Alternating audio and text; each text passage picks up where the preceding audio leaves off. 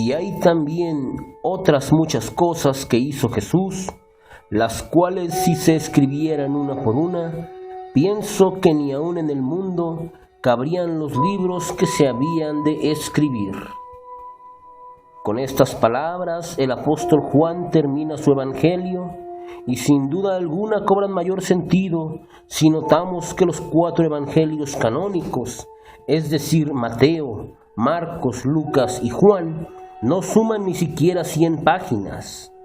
Aún así, la tercera parte de la humanidad vive de acuerdo a doctrinas inspiradas por estos.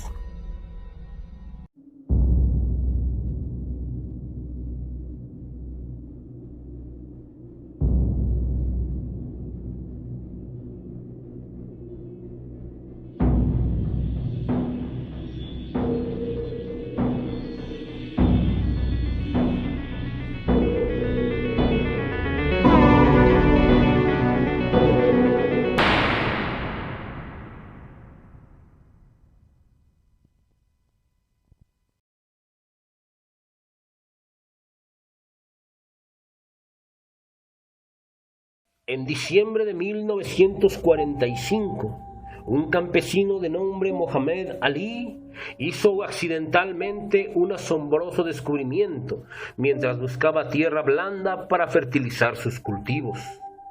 Mientras él y sus hermanos cavaban alrededor de un peñasco, encontraron una jara de barro de casi 1 metro de altura. Temeroso de encontrar un espíritu dentro de ella, pero también pensando que podría contener oro, Mohamed decidió romperla, encontrando 13 papiros encuadernados en cuero. Al volver a casa, dejó los papiros junto a la leña que usaban para alimentar el fuego del horno, y su madre quemó muchos papiros en este. Semanas después, Mohamed Ali entregó los papiros restantes al sacerdote Qumus Basilius para que los guardase. Un amigo de este, llamado Rahib, vio los libros y sospechó que podrían ser valiosos, así que pidió uno al sacerdote y lo envió a un amigo para que éste calculara su valor. La historia de aquí en adelante es conocida. Los libros fueron vendidos en el mercado negro y pasaron de mano en mano hasta que fueron confiscados por el gobierno egipcio y depositados en el Museo Copto de El Cairo. Estos serían conocidos como los documentos de Nag Hammadi. Entre los documentos que fueron rescatados, es decir, los que no quemó la mamá de Muhammad, se encontraban estos evangelios, que vinieron a mostrarnos a un Jesús que no habíamos conocido por medio de los canónicos. Por ejemplo, el Evangelio árabe de la infancia nos relata el nacimiento de Jesucristo. José llegó a Belén para instalarse en su aldea natal con toda su familia. Y cuando llegaron a una gruta próxima a Belén, María dijo a José: «He aquí que el tiempo de mi alumbramiento ha llegado, y que me es imposible ir hasta la aldea. Entremos pues en esta gruta». Y en aquel momento el sol se ponía. Y José partió de allí presuroso para traer a María una mujer que la asistiese. Y halló por acaso a una anciana de raza hebraica y originaria de Jerusalén, a quien dijo: «Ven aquí, bendita mujer, y entra en esta gruta, donde hay una joven que está a punto de parir». Y la anciana, acompañada de José, llegó a la caverna, y cuando el sol se había puesto ya, y penetraron en la caverna, vieron que todo faltaba allí, pero que el recinto estaba alumbrado por luces más bellas que las de todos los candelabros y las de todas las lámparas, y más intensas que la claridad del sol. Y el niño, a quien María había envuelto en pañales, mamaba la leche de su madre. Y cuando ésta acabó de darle el pecho, lo depositó en el pesebre que en la caverna había.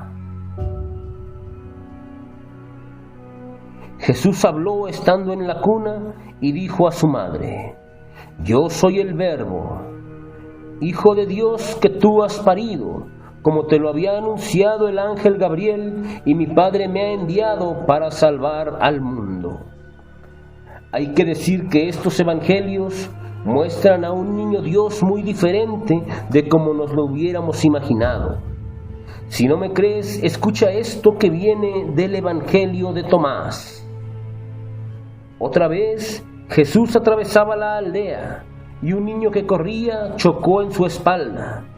Y Jesús, irritado, exclamó: «No continuarás tu camino». Y acto seguido, el niño cayó muerto. Y algunas personas que habían visto lo ocurrido se preguntaron: ¿de dónde procede este niño que cada una de sus palabras se realiza tan pronto? El Evangelio del pseudo Mateo nos narra cómo aún las bestias salvajes rendían adoración al niño Jesús, cuando éste entró en una gruta donde una leona alimentaba a sus cachorros. Mas cuando los leones divisaron a Jesús, corrieron a su encuentro y lo adoraron. Y Jesús estaba sentado en la caverna, y los leoncillos corrían aquí y allá alrededor de sus pies, acariciándolo y jugando con él. Los leones viejos se mantenían a lo lejos, con la cabeza baja lo adoraban y movían dulcemente su cola ante él. Jesús conoce a Judas Iscariote. Cuando Jesús tenía 3 años de edad, había en aquel país una mujer cuyo hijo, llamado Judas, estaba poseído del demonio. Y cada vez que éste lo asaltaba, Judas mordía a cuantos se acercaban a él, y si no encontraba a nadie a su alcance, se mordía las manos y los demás miembros de su cuerpo. Cuando la madre de este desventurado supo que Jesús había curado muchos enfermos, llevó su hijo a María. Pero en aquel momento Jesús no estaba en casa, por haber salido con sus hermanos a jugar con los otros niños. Y así que estuvieron en la calle, se sentaron todos y Jesús con ellos. Judas, el poseído, sobrevino y se sentó a la derecha de nuestro Señor. Su obsesión lo invadió de nuevo y quiso morder a Jesús. No pudo, pero lo golpeó en el costado derecho. Jesús se puso a llorar, y en el mismo instante y ante los ojos de varios testigos, el demonio que obsesionaba a Judas lo abandonó bajo la forma de un perro rabioso. Si esperabas escuchar algo sobre los años perdidos de Jesús, es decir, de los 12 a los 30 años, debo decirte que los evangelios apócrifos tampoco dicen nada sobre este periodo. Trataremos este tema en siguientes videos, pero por ahora continuemos con Judas. Entre los evangelios apócrifos se encuentra el Evangelio de Judas, que muestra a un Judas que es mayor que los demás apóstoles, ya que nos dice que los apóstoles no se atrevían a colocarse delante de Jesús, pero Judas sí lo hacía. Veamos.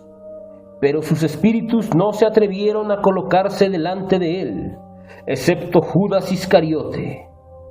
Él fue capaz de colocarse delante de él, pero no pudo mirarlo a los ojos y desvió su cara. Judas le dijo: «Yo sé quién eres tú y de dónde has venido. Tú eres del reino inmortal de Barbelo, y yo no soy digno de pronunciar el nombre de aquel que te envió». Este evangelio parece redimir al traidor, ya que revela que fue el mismo Jesucristo quien puso en las manos de Judas la responsabilidad de entregarlo a la muerte y así trascender del cuerpo físico, cuando le dijo: «Pero tú lo superarás a todos, porque tú sacrificarás al hombre que me reviste». Misión que Judas cumplió cabalmente como lo indica la Escritura. Sin embargo, esta no es la relación que ha levantado más polémica en el mundo cristiano. Veamos lo que nos dice el Evangelio según Felipe, en la Logia 55. La Sofía, a quien llaman la estéril, es la madre de los ángeles. La compañera de Cristo es María Magdalena.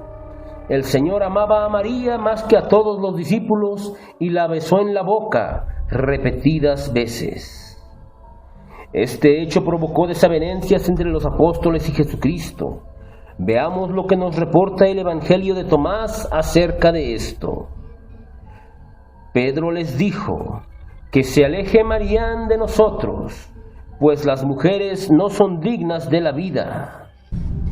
Dijo Jesús: mira, yo me encargaré de hacerla macho, de manera que también ella se convierta en un espíritu viviente, idéntico a vosotros los hombres, pues toda mujer que se haga varón entrará en el reino de los cielos. Esta rivalidad entre Pedro y Magdalena persistió aún después de la muerte de Jesucristo, como nos relata el Evangelio de María Magdalena. Entonces dice Andrés: hermanos, ¿qué os parece de lo dicho? Porque yo, de mi parte, no creo que haya hablado esto el Salvador, pues parecía no estar de acuerdo con su pensamiento. Pedro dice: pero es que preguntando el Señor por estas cuestiones, iba a hablar a una mujer ocultamente y en secreto, para que todos la escucháramos. ¿Acaso iba a querer presentarla como más digna que nosotros? Leví dice a Pedro: siempre tienes la cólera a tu lado, y ahora mismo discutes con la mujer enfrentándote a ella. Si el Señor la ha juzgado digna, ¿quién eres tú para despreciarla? De todas maneras, Él al verla la ha amado sin duda. Irónicamente, Pedro toma revancha sobre María Magdalena al entregar un informe extrañamente detallado acerca del evento más impresionante de la vida del Hijo del Hombre, la resurrección. Leemos el Evangelio de Pedro. Muy de mañana, al amanecer el sábado, vino una gran multitud de Jerusalén y sus cercanías para ver el sepulcro sellado. Mas durante la noche que precedía al domingo, mientras estaban los soldados de dos en dos haciendo la guardia, se produjo una gran voz en el cielo.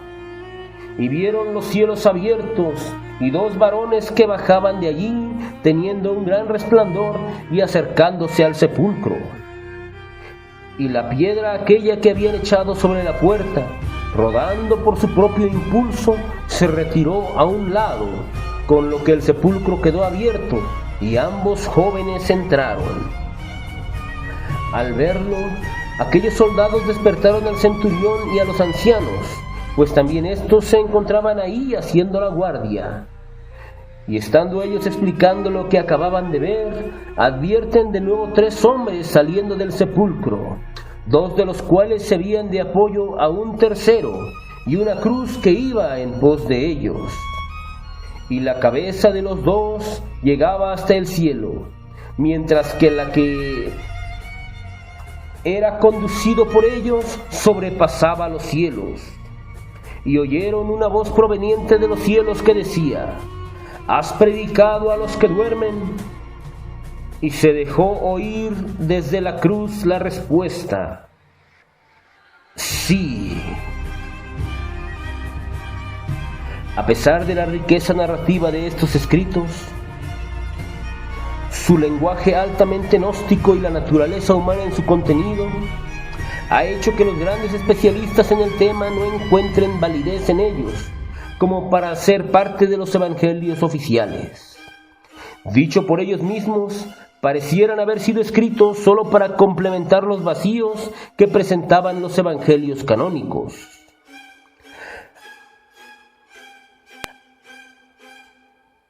Así que concluimos de esta forma esta investigación acerca de estos escritos. Si son reales o no, lo dejo a tu criterio.